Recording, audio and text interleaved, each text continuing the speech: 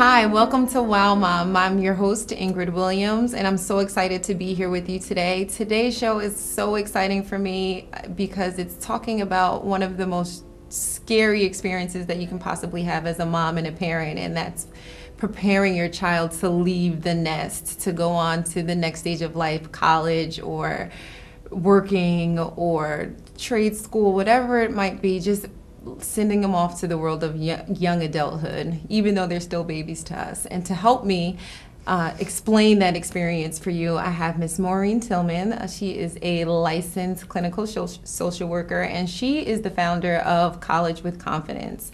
So welcome, Maureen. Thank you so much for coming. I appreciate it. So give us a little bit of information about you and what it is that you do and why you founded College with Confidence. Okay, thanks so much for having me here.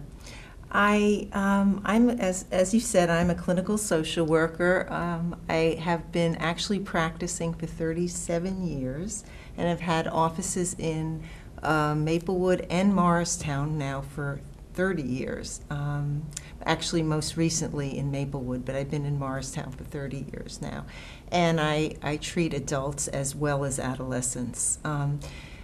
Well, basically, when I look back at my career, I've always been very proactive in terms of educating and giving the skills necessary for different transitions in people's lives. For example, in 1975, for my master's thesis at the University of Pennsylvania, I actually created a handbook for new step families. Oh, nice. Yeah. So nice. I was always really into that proactive, preparing kind of feeling. I've done it with divorce, loss, different aspects and transitions that people face. And I would say about 10 years ago, I was finding in my office in Morristown that I was having a lot of students coming to me for counseling who had gone away to college and had some kind of major problem, wow. Whether it be too much drinking or academic failure or depression, even suicidal behavior. So, and the parents were really baffled and upset and really confused on what had happened. And I started really doing a lot of research and really thinking about what could I do to be proactive in terms of, again, getting parents and high school students prepared for this next transition. And that's where I developed College with Confidence. I think that's a wonderful start because, you know, as someone who did attend college, you know, at the traditional age of 18, you don't know what you're doing at all. You have so many, like, you're happy to be away from home a little bit and you're scared to be on your own a little bit. And sometimes when like situations do arise, you don't really know what to do. You don't want to like run and tell your parents because they might make you come home or feel, you know, give you the lecture, but then you really are not adult enough to like handle the situation. So sometimes they can spiral a little bit out of control. So give us a little bit of some advice or tips that a parent can give their child or that a child can take with them as they start preparing themselves on that journey. What are some life skills that you think a child or a parent needs to start doing? Well, I would say that the life skills are really the foundation of my programs. Okay. I do a lot of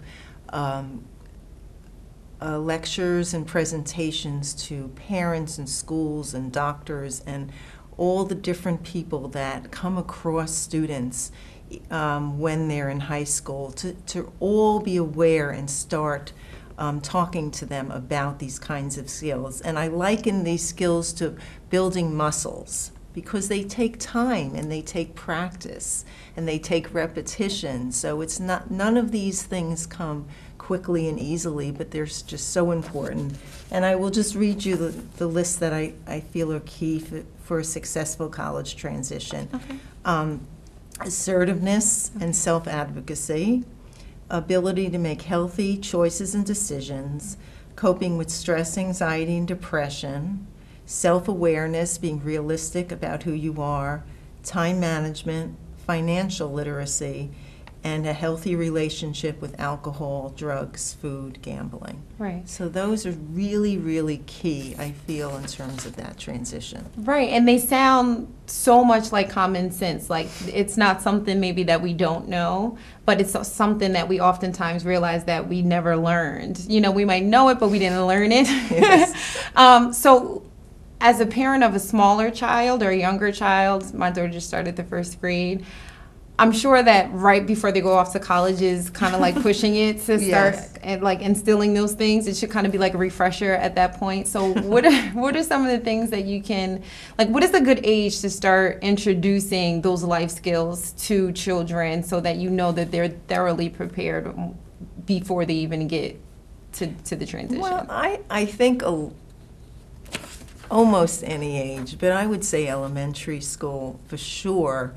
There are a lot of these skills that really parents can really be encouraging. For example, if a student has, a young student has a problem in her classroom, instead of being the one to write the note, at home, spend some time and role play and help her or him to come up with the words to go up to the teacher themselves and say, I'm having a problem with whatever, and you know, how can you help me, or whatever. But really try to give your child those skills, you know, and you can, by role playing, you know, is a fantastic way of doing it. See how it goes, you know, if help them fine tune it.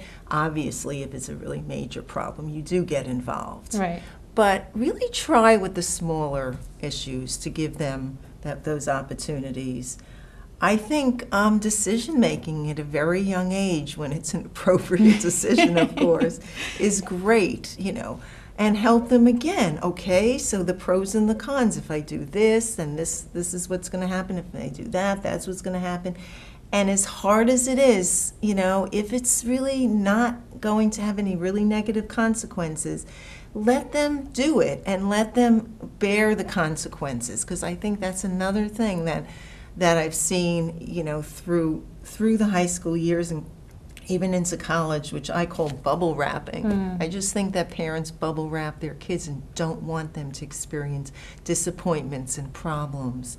But that they're really not doing a service to their kids if they do that. Right. I think as a mom, that is one thing we don't like want them to experience, but it's something that we can't shield. Like, it's going to happen.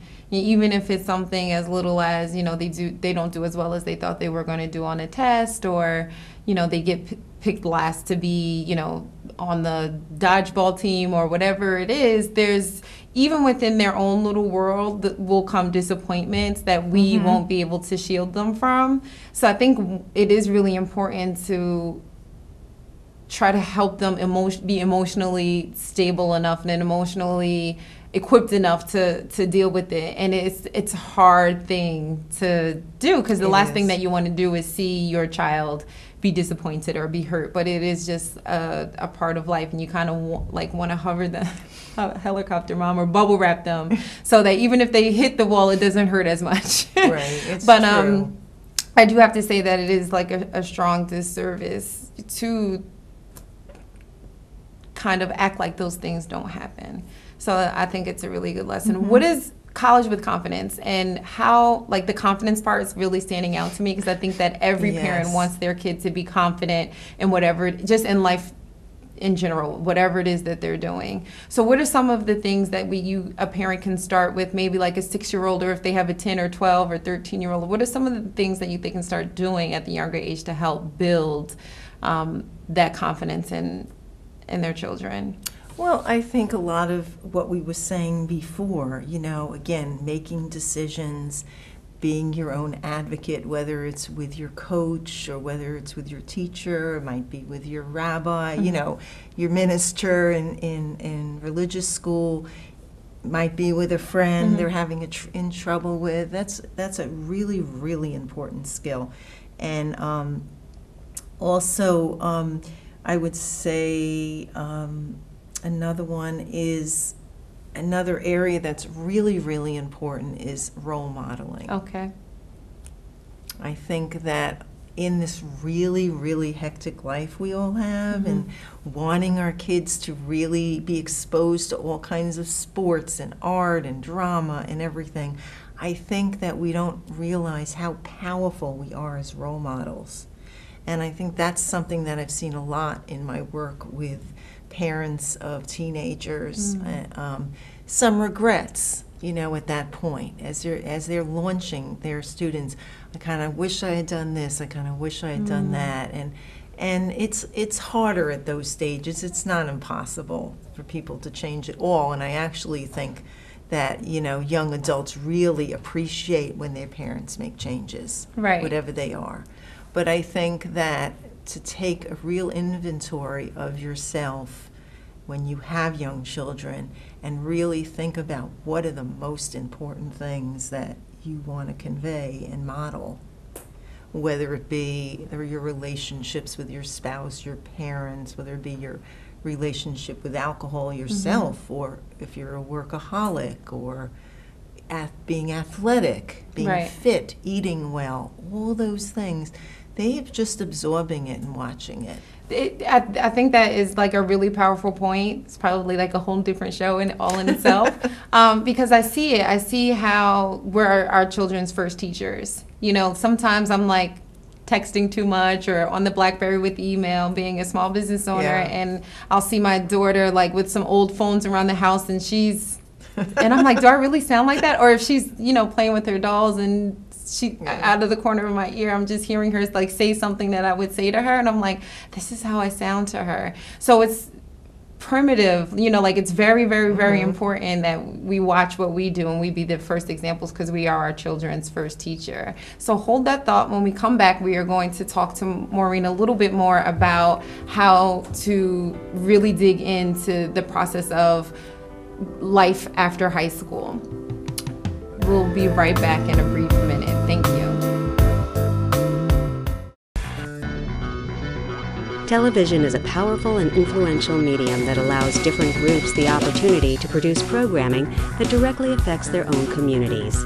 Public, educational, and government access channels ensure that all people, regardless of race, age, gender, disability, religion, or economic status, have access to local government information and the use of a public communication forum. Make sure everyone has a voice. Support your local PEG channels. Welcome back. We are going to dive right back in with Maureen. She's going to thoroughly explain to us exactly how she prepares parent and student for the transition. So welcome back, Maureen. Hi. Awesome advice for parents or moms with younger children. And now I just want to kind of dig into, we're at the gates of prepping for college. We're in your office. Tell me exactly what it is that you do to help us through the process, student and parents.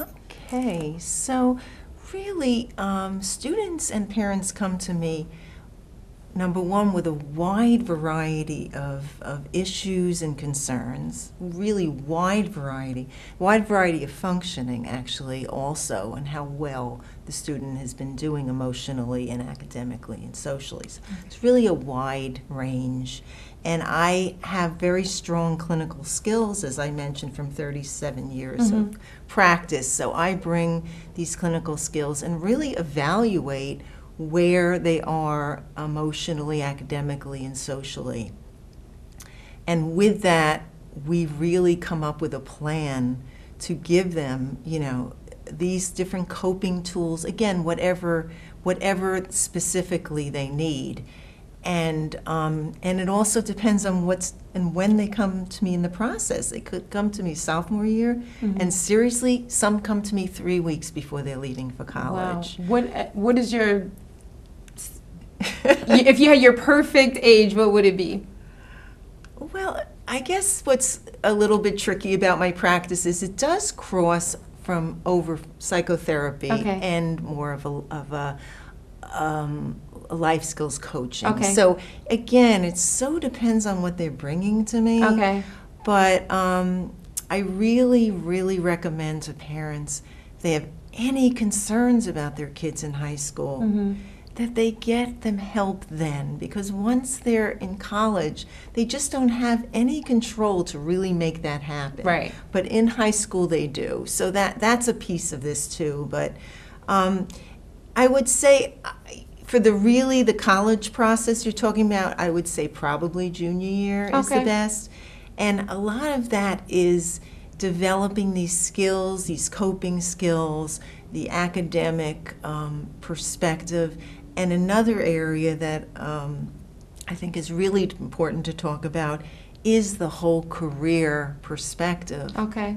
Which a lot of parents are much more concerned about, for good reason now, with this economy and with the incredible cost of college. Right. I mean, you really want, if you can at all, to have your student have some idea on what they're interested in and what their strengths are, and how that connects somewhere with careers out there.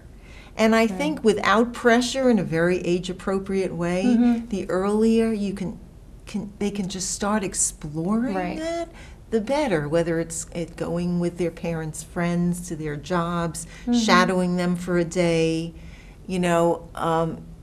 just reaching out to different professions themselves, and in light of what are the things they love to study and what are the things that they enjoy doing. So I think the earlier that starts, it also really helps the college application process, because then it starts narrowing down a little bit the schools you want to go to. Yeah, that makes perfect sense. And what are the strong programs.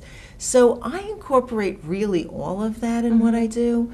And when the student gets really close to leaving, we create a plan for success. Oh, nice. And I feel, again, college with confidence. When do we feel confident? We feel confident when we're prepared, really. Think about when you're really prepared for a test. You go in feeling good and confident. So we really focus on what are the specific issues that this child or student has that interfaces with what's going to happen on the college terrain. Right. And let's say they have social anxiety.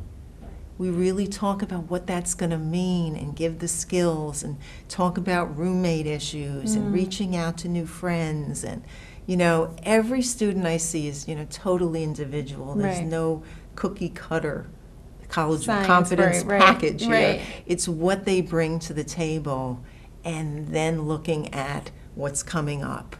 I think that is an awesome service, because a lot of times, as parents, we're just like, this is what you're gonna do, this is how you're gonna do it, and you really don't have any choice in the matter. And allowing a young adult or someone approaching young adulthood to be able to find their own voice and find their own way and develop the plan that they want to work for themselves. Sometimes we get so lost in the plan that other people have for our lives that takes us years to figure out what you want to do specifically. So I think that your program that allows them to find that out at 15, 16, 17, 18 will save them years of just walking around in the wilderness of life and changing their major 3 times like I did. And maybe getting through in 4 years, which is really important to parents. It's costly. So you started your practice in 2001. So that was college with confidence started in 2001. Yes. Sorry. So what are some of the differences now as far as parental concerned? Obviously, you touched on the economic factor of it plays a huge part. But what are some other things that you've seen change in? Well, I think that technology has changed everything. Right. I really do. Everything you touch with the process is different because of technology. From roommates, where students pick their own roommates on Facebook. Oh, wow. Or have meetup groups in New York City before they even start college. Wow, yeah. To the very close contact that many parents have by texting and phone calls now with their college students. And sometimes I feel that going away to college is not seen as much an independent milestone as it used to be. It's certainly when I went to Yes, college, and when it was I totally did, different. when I did too, it was like we didn't, for me, like cell phones were just becoming to be something that the ordinary everyday person had, and so my mom would still have to call the landline in the room, and you had to actually be in your room in order to answer, and so she kind of knew, like, well, I called you 3 times and you didn't answer. Now it's like a text message, or she call your cell phone, and you could be pretty much anywhere. So how are you finding like some challenges, or are parents bringing challenges with maybe their children were having some difficulties while they were away that they found out about a little later than they would like, because they had like the illusion of they thought everything was okay because they were able to contact them so freely, either through text message or Facebook or Twitter? I think there is some false sense of connection. Sometimes, I can't say it's always, but I think that's what technology has, how it's impacted. Whether you think that you really have close friends with 500 people on Facebook or Right. whatever, it gives you that sense. And yes, I think that sometimes, I think it's very, very hard for a lot of students to tell their parents really when they're sinking at college. I really do. I think that they really feel they're going to be able to pull themselves out of it, and very often they can't, and they really need the support. And it happens very quickly, particularly because the academics move very fast. It moves really fast. It's only a semester. It's not like high school anymore, when you have like 10 months to get it together. You have like 3. And once you find yourself like overwhelmed or behind, it's like almost over for you. So are there any students that you deem to be or come across as a little bit higher risk? Is there any traits or anything that a parent can look at to see, like, my child might have a little bit of a harder time, transitioning in certain areas? Doesn't make it bad, doesn't make them bad, but just some warning signs that maybe you might need to start prepping or honing in a certain area a little bit earlier. Well, I say in general, the parent should be realistic about that. It is a big transition, and sometimes everything lines up. The roommate's okay, the courses are okay, the teachers, the environment, everything just works out. Right. But lots of times kids have a lot of obstacles, and if they don't have the life skills and the realism about them, sometimes they can really sink quickly. So I'd say in general that can happen, but I would say there are students that really are at risk and in this transition, and those are students who have had a lot of support in high school, and a lot of monitoring of by their parents, which is healthy. And parents are just normally see that they went to school, that they took their tests, that they're eating, that they're sleeping, the very basics. Right. Which is, that safety net is gone when they go to college. Yeah. So I would say the kids that are most at risk are those with learning disabilities, ADD, diabetes, physical disability, depression, anxiety, psychiatric illnesses before they leave. If they do not set up that same support system and follow through on campus. So that is really the key. You can't start over. It's not like a magic thing where I'm starting over. Right. You need to realize that this is a big jump, and then you had all these supports at home, and you need to replicate them on campus, and the student needs to be the one to follow through. Right. And that's a lot of maturity and realism for a 17 or 18-year-old to realize that they need to do this to be successful. Right. That is a lot of, I don't want to call it pressure, but it is something that you definitely have to be mature enough to handle, and proactive enough, and I guess being realistic with yourself to know that you need to seek out these things even before you get there, which I guess is what is a great reason to come to you to help being able to build that confidence to do so without feeling any type of reservation so about I it. think like you were saying before, the earlier that the parents just kind of talk like that, the better, not 2 months before they're leaving. Right. You know, because students have to be self-advocates in college. Yeah. If they have accommodations, for example, they actually have to individually go to the professors and talk to them about their specific accommodations. And every class is different, and they need to know their disabilities to know what they need in those classes. So it is a lot of maturity. So you can't wait till the last minute on that. Yeah.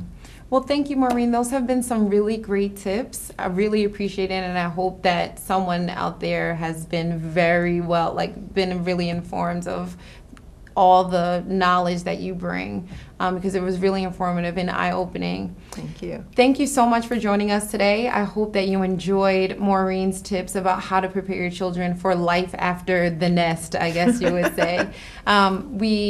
It's never too early to start. There's always things that you can do to help your child become confident into the person that they're supposed to be, and the young adult and mature adult that they'll want grow into at one time. We hope that you can take these tips and apply them to your life. Thank you for watching the Wow Mom Show. My name is Ingrid Williams, and I'm a Wow Mom. Thank you.